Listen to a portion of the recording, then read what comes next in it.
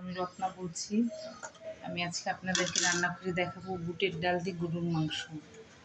প্রথমে মাংসটা ধুয়ে নিয়েছি, এখন পেঁয়াজ একটু কাঁচামরিচ দিয়ে দিয়েছি, এখন আদা রসুন পেস্ট দিয়ে দিচ্ছি।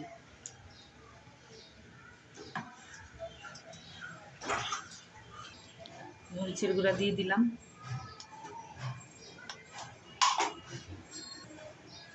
হলুদ গুঁড়া দিয়ে দিলাম, ধনিয়ার গুঁড়া দিয়ে দিলাম, লবণ দিয়ে দিলাম, দারুচিনি দিয়ে দিলাম, এলাচ দিয়ে দিলাম, লবণ দিয়ে দিলাম। এখন আমি মাখিয়ে নিব, পরে তেলটা দিচ্ছি। মাংসগুলো এভাবে ছোটো ছোটো করে নেবেন, যেরকম করে নেবেন এরকম।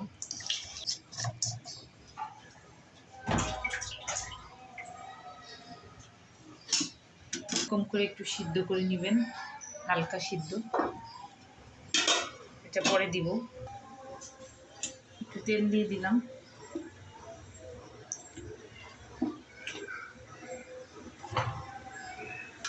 এখন ঢেকে দিব।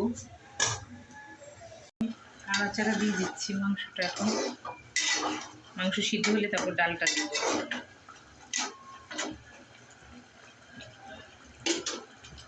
ঢেকে দিচ্ছি।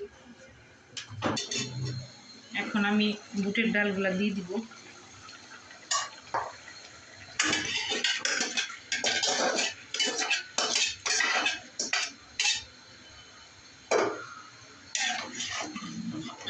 নেড়ে চেড়ে মিশিয়ে নিব।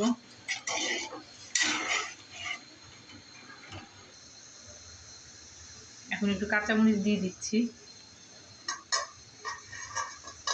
ঢেকে দিব। দেখেন এখন হয়ে আসছে তরকারিটা।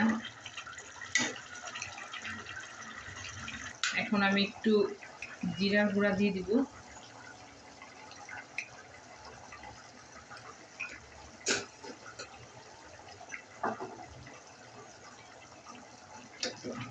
কেমন হয়েছে জানাবেন। এবার রান্না করে খাবেন যারা খাননি।